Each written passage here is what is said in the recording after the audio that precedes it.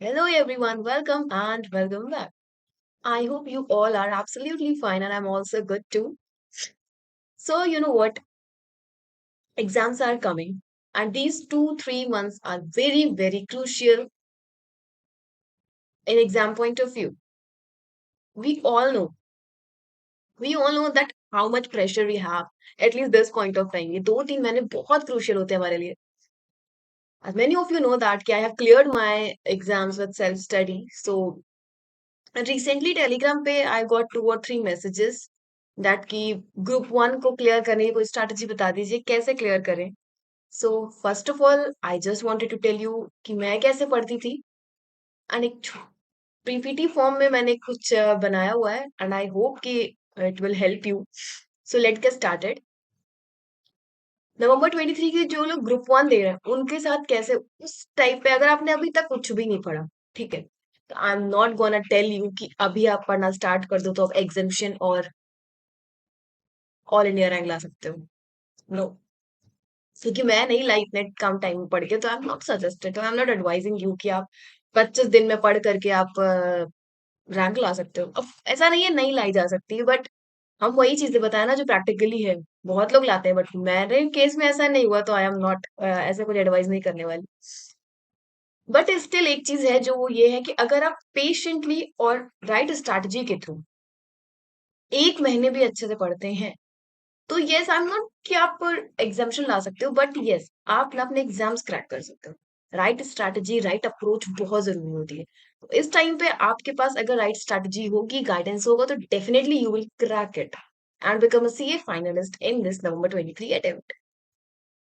अभी भी आपके पास अगर हम बात करें तो ऑल ऑन एवरेज 21 डेज सितंबर के एंड 30 डेज अप्रोक्स 31 डेज अक्टूबर के, तो ऑन एन एवरेज 52 डेज आपके पास है.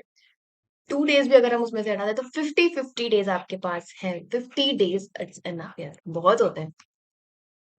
तो अगर आपने अभी तक कुछ भी नहीं पढ़ के रखा हुआ है, तो आई होप जो टाइम टेबल मैं आपको शेयर करने वाली हूँ अगर आप इसको फॉलो करें तो डेफिनेटली जो लोग पढ़ते हुए यार उनका तो examination I clear, but at least जिन्होंने अभी तक कुछ भी स्टार्ट नहीं किया, बट अगर इस टाइम टेबल से आप पढ़ोगे तो आई विल अश्योर यू कि आप एटलीस्ट पास तो हो ही जाओगे.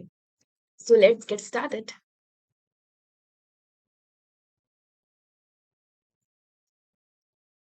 सबसे पहली चीज वो ये कि आपको एक पॉजिटिव अफर्मेशन स्टार्ट करनी पड़ेगी. आई नो आप सबने बहुत कुछ सुना होगा और सुना क्या होगा, आप लोगों ने ट्राई भी किया होगा, बट मैं फिर भी कुछ बताऊंगी.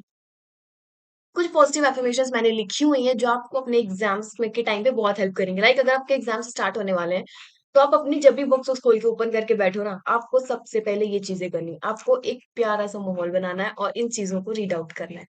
लाइक वेरी फर्स्ट मैंने यू आर लिखा है, आप आई एम करके पढ़ना. And I am going to become C finalist in this attempt. You know what, this छोटी छोटी ये पॉजिटिव चीजें it will give you next level confidence, next level courage to handle all this chaos that is going around yourself. बहुत सारी चीजें होंगी, ये पढ़ना है, वो पढ़ना है, एमटीपी करने हैं, आरटीपी करने हैं, but definitely it will helps you. Next is you are a very confident about your exams.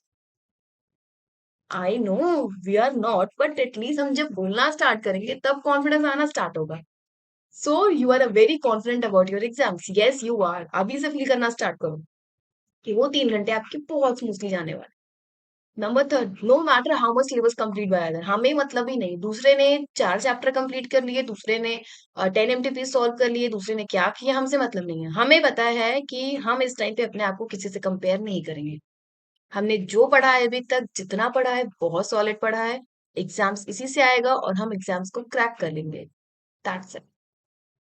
Number fourth, everything will going fantastic with yourself. बहुत अच्छा हो. एग्जाम्स में जो भी आएगा, एग्जाम पेपर जैसा भी आएगा बहुत अच्छा आएगा, हम कर लेंगे उसे, बहुत ही शांत माइंड से करेंगे, सब कुछ बढ़िया होगा. Number 5, I will score examination maximum 3 out of 4. Group 1 में 4 होंगे, हम 3 में तो एग्जामिशन कर ही लेंगे, बिल्कुल कर लेंगे. अरे हाँ बिल्कुल होगा, मेरा आया था, मुझे ग्रुप 1 में 3 एग्जामिशन था टैक्सेशन को छोड़ के, तो आपका भी आएगा. सो ये कुछ पॉजिटिव अफर्मेशंस हैं जिनको अगर लाउडली पढ़े ना, automatic the positive energy vibes आ जाती हैं. चलिए अब बात करते हैं हमारे टाइम टेबल की, कैसे पढ़ना है. सो ये एक छोटा सा टाइम टेबल हमने आपके साथ शेयर किया हुआ है। यहाँ पे देखिए, आपके पास मैंने बताया आपको 52 डेज है। 21 प्लस 31, 52 डेज आपके पास हैं। आपके ग्रुप वन में 4 सब्जेक्ट्स होंगे। आप अपने डेज को डिवाइड कर सकते हैं, अपने पूरे डे को डिवाइड कर सकते हैं, morning, afternoon and night schedule. देखिए, सबका मॉर्निंग का शेड्यूल अलग होता है, नाइट का शेड्यूल अलग होता है। There are different types of people, so just follow your body clock, है ना?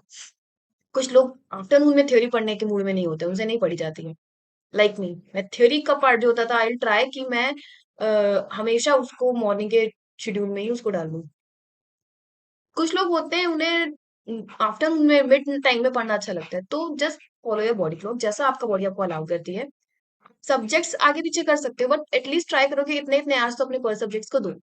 अगर मैं लॉ की बात करूँ यहाँ पे, देखिए लॉ में मैंने लिखा हुआ है 6 to 9 AM मॉर्निंग में आपको 6 to 9 एटलीस्ट 3 आवर अपने लॉ को देने हैं, क्योंकि लॉ थ्योरी सब्जेक्ट है, तो मैंने जैसे बताया आप सब्जेक्ट्स को अपने हिसाब से आप फ्लक्चुएट फ्लिप कर सकते हो इधर से उधर, बट शेड्यूल ऐसा ही रहना चाहिए। स्केड्यूल्ड में कोई तोड़ ताड़ नहीं।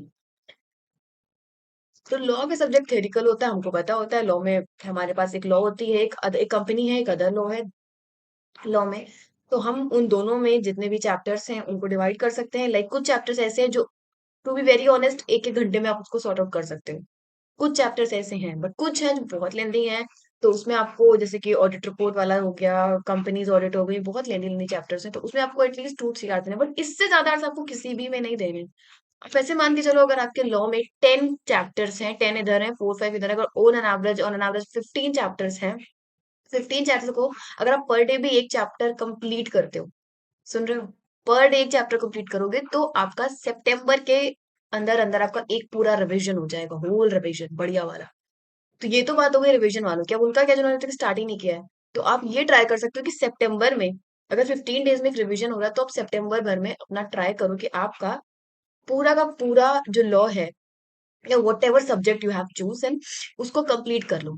सितंबर भर कंप्लीट कर लीजिए अपना, जो भी आपको पढ़ना है, जैसे भी पढ़ना है। एंड अक्टूबर से ना आप अपना रिवीजन स्टार्ट करो। ठीक है, ये तो उनके लिए जिन्होंने अभी तक स्क्रैच से स्टडी स्टार्ट ही नहीं किया हुआ है। अभी सितंबर भर में अपना सिर्फ कंप्लीट करना है। सारे सारे पोर्शन मत कंप्लीट करिए कि सब कुछ पकड़ने के चक्कर में कुछ भी हाथ में ना आए। कुछ चैप्टर्स मोस्ट इंपॉर्टेंट होते हैं, वो उठाइए। एमसीक्यूज भी रहता है आपका 30 मार्क्स का, इसमें तो एमसीक्यूज की प्रैक्टिस करिए। अगर एमसीक्यूज अच्छे हो गए तो 30 मार्क्स हो जाएंगे आपके पास, वो अच्छा चांस रहता है कि स्कोर करने का गुड मार्क्स लॉ में। ओके, नेक्स्ट हम शिफ्ट होते हैं आफ्टरनून के टाइम पे। तो आफ्टरनून के टाइम पे आप देख रहे हो, मैंने 2 स्लॉट बांट दी, एक 12 to 3, एक 4 to 7। अगर 9 बजे आप छूटते हो अपने टेबल से, तो एटलीस्ट 10, 11, 12, 3 आवर्स का ब्रेक मिला। अब जिनको कम चाहिए वो कम कर सकते हैं, अपने स्टडी आवर्स बढ़ा सकते हैं। 12 to 3 आप अकाउंट्स करिए बैठ के, अकाउंट्स के लिए भी 3 आवर्स प्रोवाइडेड किए गए हैं। अब आपके पास अकाउंट में जितने भी सब्जेक्ट्स हैं, जो अकाउंट्स को आंखों से नहीं हाथों से प्रैक्टिस करना है, ये मैं एक बार और बता चुकी हूँ। अकाउंट्स को प्रैक्टिस करिएगा। अगर आपको लगता है कि आपके मॉड्यूल्स के जितने भी क्वेश्चंस हैं, अगर आपने कहीं से भी क्लासेस लिए, तो एटलीस्ट इस टाइम पे एक बार अपनी नजर को मॉड्यूल के क्वेश्चंस पे जरूर डाल लीजिए, क्योंकि कभी कभी क्वेश्चन मॉड्यूल से फंस जाते हैं। तो मॉड्यूल के क्वेश्चन जब आप पढ़ रहे होगे, तो आपको लगेगा कि यार ये क्वेश्चन तो सॉल्व हो गया। अगर आपको लगता है कि यार 3 घंटे में मैं दोबारा से उस चैप्टर के वही सेम क्वेश्चन नहीं करना चाहता, because you very well know about that tricks and tips and strategy जो भी उस क्वेश्चन में है, so you can simply do RTPs, MTPs, क्योंकि उसमें कभी कभी क्वेश्चंस थोड़ा ट्रिकी पूछ लिए जाते हैं। ठीक है, टाइम को बहुत ही ना वाइजली यूज करना है, इस टाइम पे वेस्ट नहीं करना है कि जो चैप्टर आपको एकदम 100% आता है, आपको पता है चैप्टर आपको आता ही आता है, उसमें भी आप 3 घंटे लगाओगे, जो नहीं आता उसमें भी 3 घंटे लगाओगे। ये चीज क्लियर रखना है अपने माइंड में। फिर आप 1 घंटे का ब्रेक लेके कॉस्टिंग पे आ सकते हो, कॉस्टिंग 4 to 7 कर सकते हो।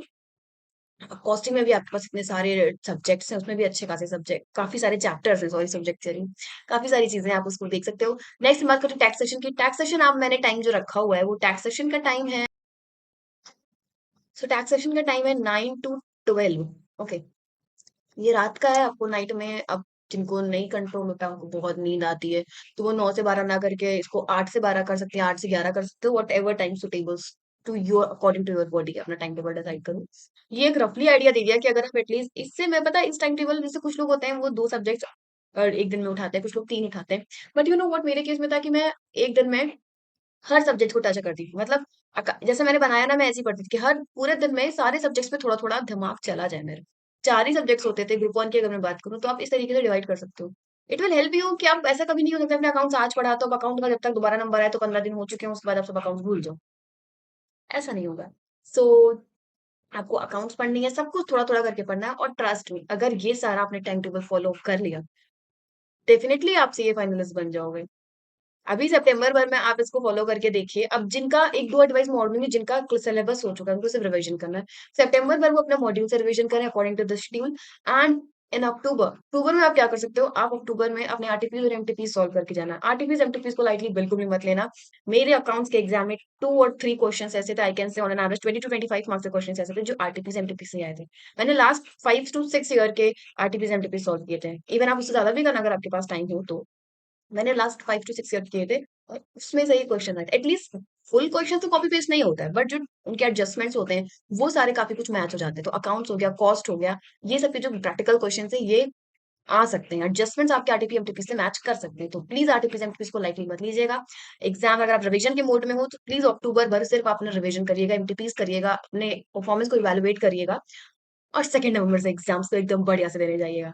I hope this video found you helpful, and if you have any doubt, do comments, do subscribe, and all the very best.